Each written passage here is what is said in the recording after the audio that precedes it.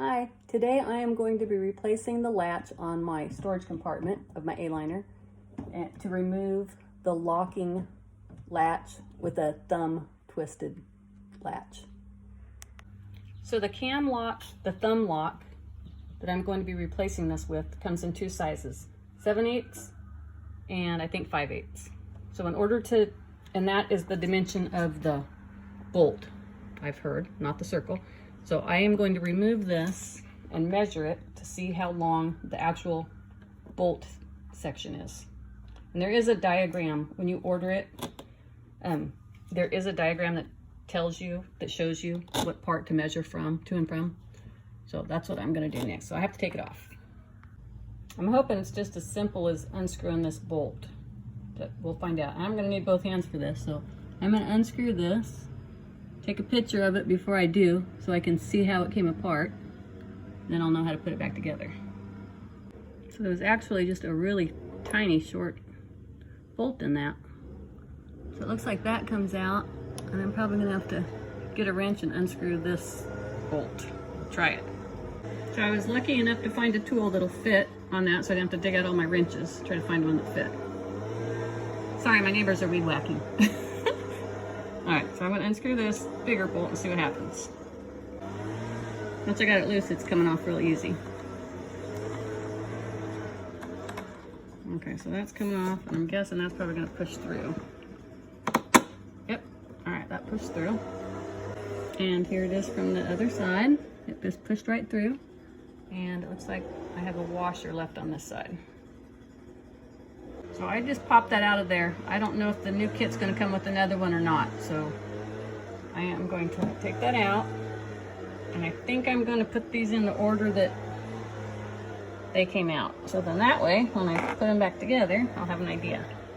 So this is what I need to measure from the lip of the head of the bolt to the end.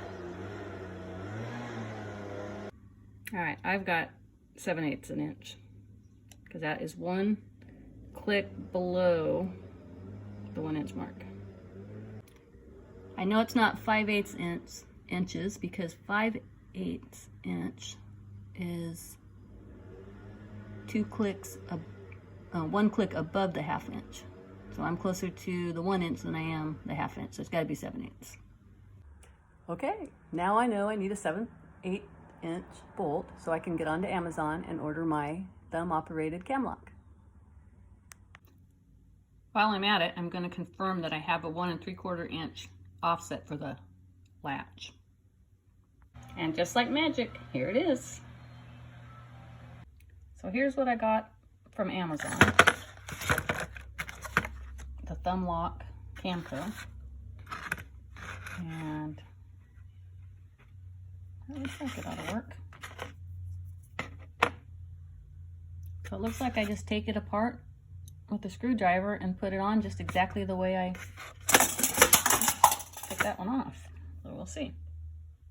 So I'm going to take a screwdriver and unscrew this, take this off so that I can get to that, put this back through the hole and attach it in the order, in the reverse order that I took this set off. Okay, so far so good. They look similar. Although I don't know what I'm going to be doing with this piece yet. But first part, I'm going to get this on to replace the one I just took off. And then I'll see what happens from there. I'm going to put this little piece back on here that I took off because I wasn't sure if I was going to need it. So I'm putting that back on. And then I'm going to thread the new piece through the hole. So the thumb latch fits perfectly through here. But before I stick it in there, I am going to clean off the grime from the previous one. Okay, so that fit on the bolt fine. And it looks like that fits pretty good. I couldn't get that off, but I'm going to take it off and I'm going to put a little bit of silicone underneath the head of this so that I have a sealed fitting there. Okay, that was just a real small thin layer on that before I put it back through there. And my little brace fell off, so I gotta dig under the trailer and find that. Put it back on. Okay, so I'm just gonna get that back in there. And then get the bolt, put the bolt back on there, tighten that up, seal that caulking. All right, once I got that finger tightened on there, now I'm gonna go in and use the wrench to tighten it all the way in. So now I'm figuring out why I got 2 of these bars. It's gonna depend on the clearance of where it's going to lock closed. So I'm not gonna be able to use the flat one. I'm gonna have to use the curved one. So I'm gonna screw that on and see if it'll lock shut. So as luck would have it, first time didn't work.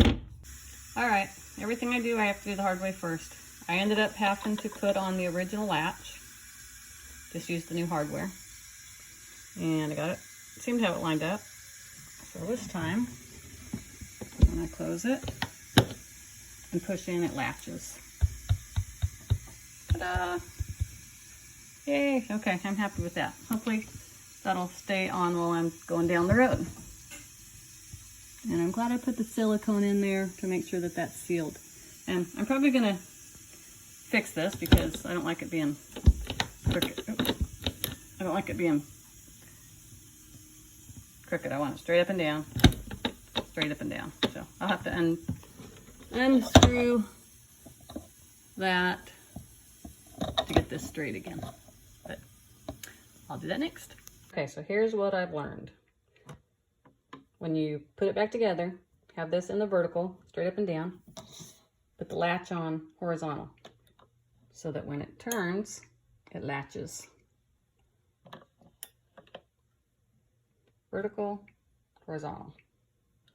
Horizontal, vertical in the up position so that when you turn the knob, it's unlocked. Turn the knob, and it's locked. Ta-da!